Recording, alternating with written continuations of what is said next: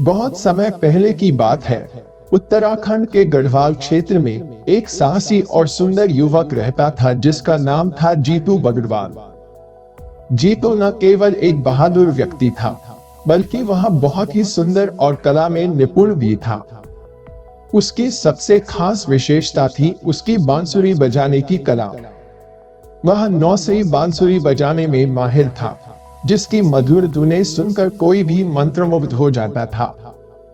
जीतू के संगीत की चर्चा दूर दूर तक फैली हुई थी और लोग उसे बड़े आदर और सम्मान के साथ देखते थे।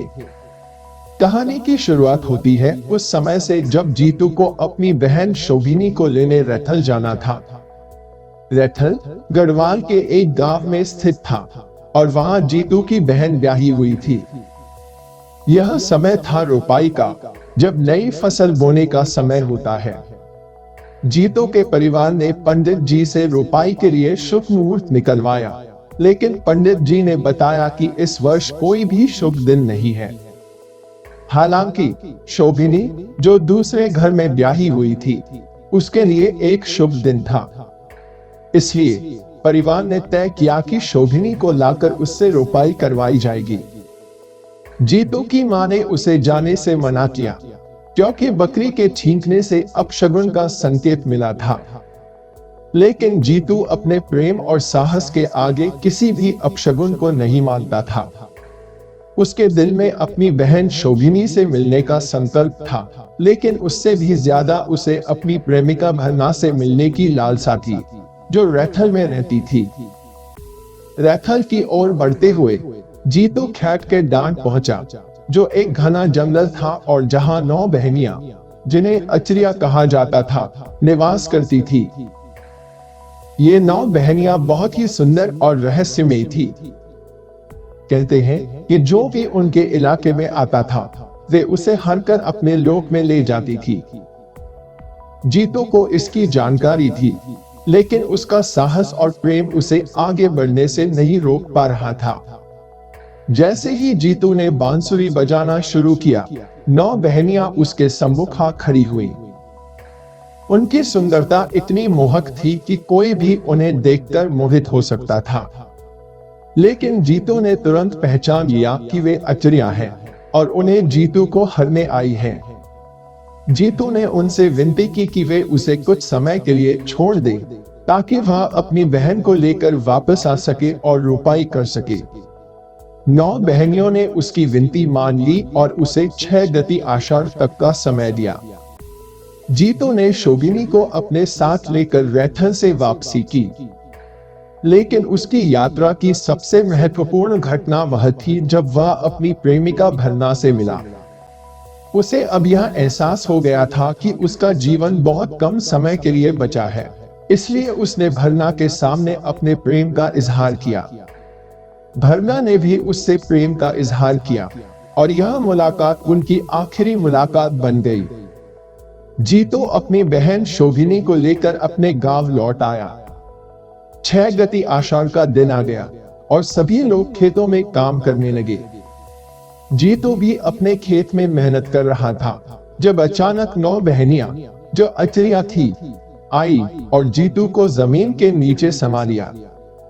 जीतू बगड़वाल की मृत्यु हो गई, लेकिन उसके बाद भी उसका साहस और प्रेम सदियों तक जीवित रहा। जीतू की मृत्यु के बाद उसके परिवार और गांव पर कई संकट आए।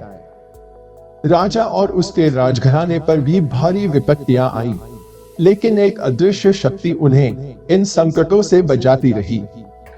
यह शक्ति जीतू बगड़वाल की थी, जो अपने परिवार और गांव की रक्षा करता रहा। जब राजा को इस बात का एहसास हुआ, तो उसने घोषणा की कि पूरे गढ़वाल क्षेत्र में जीतू बगड़वाल को देवता के रूप में पूजा जाएगा। आज भी उत्तराखंड के गढ़वाल क्षेत्र में जीतू बगड़वाल को एक देवता के रूप में पूजा जाता है। हर वर्ष उसकी डोली को नचाया जाता है और उसकी पूजा की जाती है। उसकी कहानी आज भी लोगों के दिलों में जिंदा है और उसकी वीरता और प्रेम की मिसालें दी जाती हैं।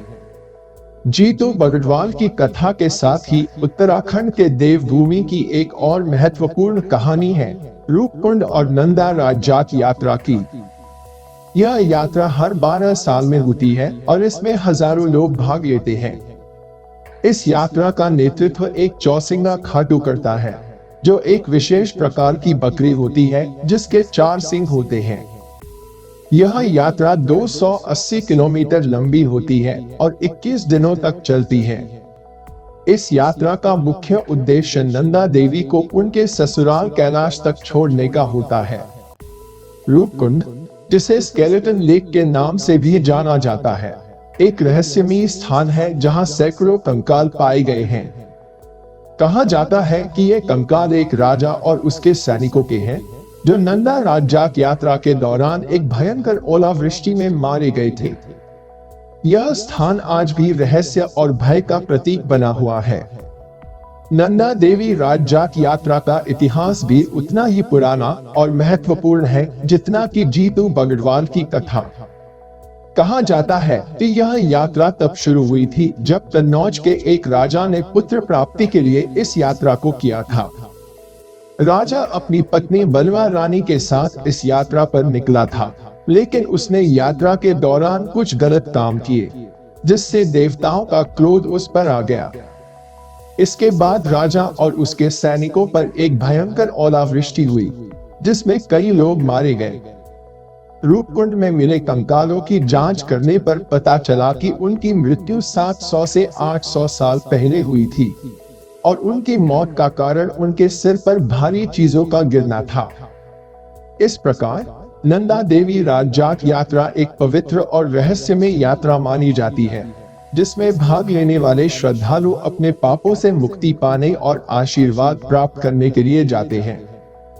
उत्तराखंड की ये कहानियां केवल लोक कथाएं नहीं हैं, बल्कि यह हमारी संस्कृति, परंपरा और इतिहास का एक महत्वपूर्ण हिस्सा है।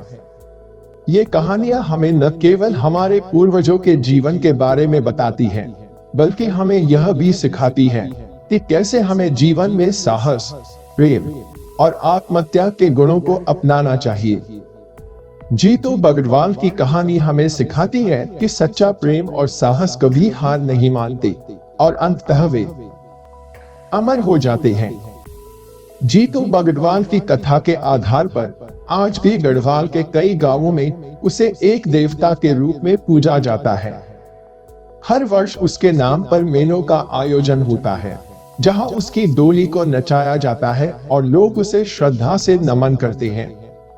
यह परंपरा सदियों से चली आ रही है और आज भी लोगों के दिलों में जीतू बगड़वाल की वीरता और प्रेम के प्रति सम्मान बना हुआ है।